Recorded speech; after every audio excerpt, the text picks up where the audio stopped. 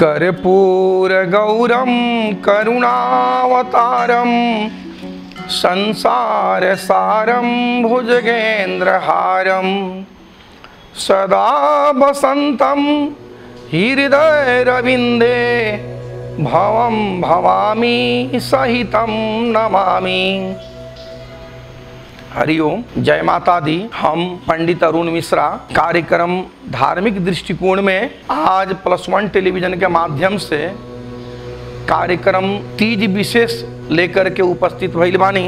तीज के व्रत कैसे करे के चाही, आ कब करे के चाही, आ के तरह करे के चाही, आ ये व्रत के कब से विख्यात भइल, ये विषय में हम लोगन के लेके जानकारी दे हम। आए व्रत में भगवान भोलेनाथ के पूजा जे बा कैसे करे के चाही, कहल बा शास्त्र में लिंगम पूज्यम सदा शंभु सर्व पाप प्रणाशनम पूजने न शिवस्य प्रियति सर्वदेवता। यानी कि बतावल बा जे भगवान शिवलिंग के पूजन, भोलेनाथ के शिवलिंग के पूजन कैला से समस्त देवी देवता लोग भी प्रसन्न होला।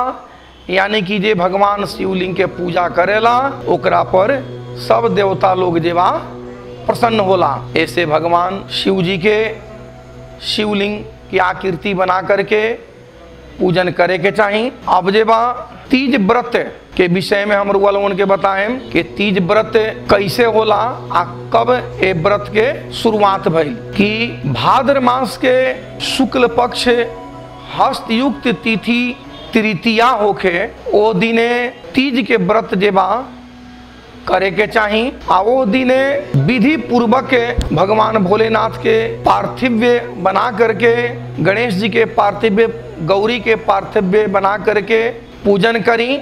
देशाचलन अनुसार, लोकाचार के अनुसार, जैसे सोमवार द्वितीया तिथि भाद्र महीना शुक्ल पक्ष, आज के दिन हमनी के तीज के नहाए खाए कहल जाला। आज के दिन महिला लोग जेबा बाल धो करके स्नान करीने लोगन, रात्रि में यानी कि सूर्योदय से 1.5 घंटा पूर्व जाग करके स्नान करके दंत धावन करके सरगही खाइने लोगन।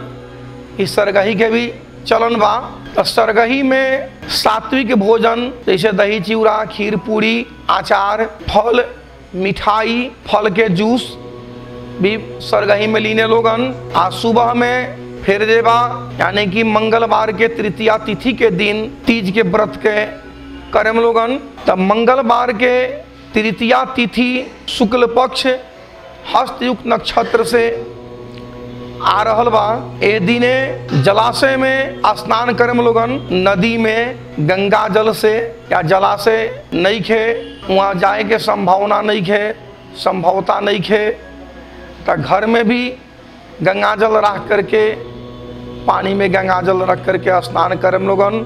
आ तब जेबा ब्रह्मचर्य के नियम के पालन करम लोगन। आ ध्यान रखम लोगन कि कोनो भी व्रत 24 घंटा के व्रत होला। जब मंगलवार के तृतीया तिथि में उदय हो गई सूर्य भगवान के, तो अस्त भी मानल जाला जे तृतीय में हुई। यानी कि बतावल बा भोजपुरी में वो कहावत बा जे जेकर लाठी ओकर भैंस, यानी कि जेकर उदय ओकर अस्त भी होला। तब मंगलवार के दिन भर अपन स्नान ध्यान करके ब्रह्मचर्य के पालन करी। आए दिन सघवर प्रयास करी कि तीज के दिन भगवान भोलेनाथ के पूजा प्रदोष काल में करे के चाही। प्रदोष काल में पूजा के बहुत ज्यादा महत्व होला। तब प्रदोष काल बतावल जाला कि दिन समाप्त होके जा रहल बा आ रात के आगमन हो रहल बा। ओ समय के, ओ अवस्था के समय के प्रदोष काल कहल जाला। ओ बेरा सब स्त्री समूह एकत्रित होकर के केरा के मंडप बनवा करके, संभवता बने तो केरा के मंडप बनवाई, चौकी लगवाई, ऊपर लाल या पीला वस्त्र या आसन धरी। मिट्टी के, काला मिट्टी होकी, बालू के प्रतिमा होकी, तब भगवान शिवलिंग के यानी कि शिव परिवार के प्रतिमा के पार्थिव्य बनाई और ऊपर देवा भगवान शिव के पूजन करी। आए में भगवान भोलेनाथ के वस्त्र, कपड़ा, डाना, जनेऊ, चंदन, फूल, धतूर, अगरबत्ती, धूप, अकवन यानी कि मदार मदार, बेलपत्र, समी के पत्ता, ये सबसे भगवान भोलेनाथ के पूजन करी। माता पार्वती के कपड़ा श्रृंगार सामग्री से पूजन करी। फूल बेलपत्र ली। जमीरी नींबू, ये व्रत के दिन है। जमीरी नींबू, अनार, नारियल, केरा, सेव, खीरा, यानी कि ये ऋतु में जौन भी फल उपज मिले वो फल के लेकर के भगवान भोलेनाथ के पूजन करी। हरि तालिका के पूजन करी। आए दिने प्रसन्न मन से भगवान भोलेनाथ के प्रसन्न करी। आए व्रत के संभवता होके तो पति पत्नी दोनों के ही ये व्रत करे के चाहिए। तीज वाला दिन अन्न खैला से सुकरी होखल जाला, फल खैला से बंदरिया, जल पियला से जोंक, दूध पियला से सांपिन यानी कि नागिन, दही खैला से बिल्ली, सुतला से अजिगर, मांस खैला से बाघिन, पति के छल्ला से मुर्गी होखल जाला। ऐसे कि ये दिन समस्त स्त्री जाति के ये सब के परित्याग करे के चाहिए। ये सब नियम के पालन करे के चाहिए।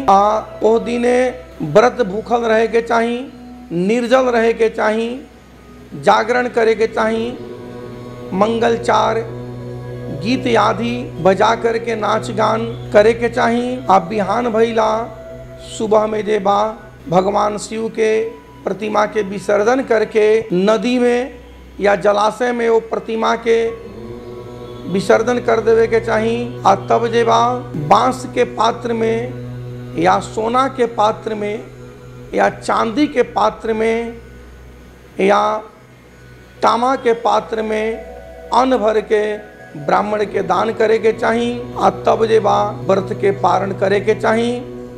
आए व्रत के सकभर प्रयास करी कि घर में एकत्रित सब नारी के एक साथ मिल करके समूह बना करके पार्थिव शिवलिंग के पूजन करके गणेश, गौरी, शिव, कार्तिक यानी कि सब शिव परिवार के पूजन करी। आ विधिवत पूजन करके जे बा ये तीज के व्रत रखी। आए बिहान भइला जे बा अपन नियम अनुसार पारण करी। जैसे कहीं कहीं बतावल जाला लोकाचार देशाचलन के अनुसार कि जैसे आज सोमवार के दिन दर खाए वाला दिन है। दर नेपाली भाषा में दर कहल जाला, आ भोजपुरी भाषा में सरगही कहल जाला। ते दिन लोग होटल में भी जा कर के अपन इच्छा अनुसार भोजन भी करेला। आ व्रत के जेबा पूरा करेला। बिहान भइला स्नान ध्यान करके शुद्ध होकर के व्रत करेला। तो जैसे लोकाचार देशाचलन जैसे जहाँ के लोकाचार बा वो तरह के व्रत के करे के चाहिए। लेकिन ये व्रत के स्त्री पुरुष दोनों के ही तीज के व्रत करे के चाहिए। जैसे बतावल बा अंग्रेजी में भी कहा जाला कि the theory is the validity of locality is the time, यानी कि समय के सिद्धांत जहाँ के समय जगह नियम नीति रिवाज बता रहल बा वो हिसाब से अपन पूजन करी। आ तब जे भगवान भोलेनाथ के पूजन करके अपन मनवांछित फल के प्राप्त करी। ये प्रकार के जे तीज के व्रत करेला, कथा श्रवण करेला, उस समस्त पाप से छुटकारा हो जाला। आउ मरण के समय में माता पार्वती के जैसन रूप ओकरा प्राप्त होला। आउ जे बा मोक्ष के प्राप्ति हो जाला। इस प्रकार के तीज के विधान व्रत के बारे में हम रुआ लोगन के लगे समक्ष जवन हम प्रस्तुत कैनी हाँ। अब जे बा हम अपना वाणी के विराम देते हुए अब +1 टेलीविज़न के माध्यम से कार्यक्रम धार्मिक दृष्टिकोण में तीज विशेष कार्यक्रम से हम विदा लेवे के चाहतानी। एवं कोनो प्रकार के त्रुटि भइलो के ओकरा के सुझाव और प्रतिक्रिया देवे के हम आशा रखतानी। ये सब कहते हुए अपना वाणी के विराम देते हुए अपने उनसे विदा लेतानी। जय भोलेनाथ, हर हर महादेव, जय माता दी।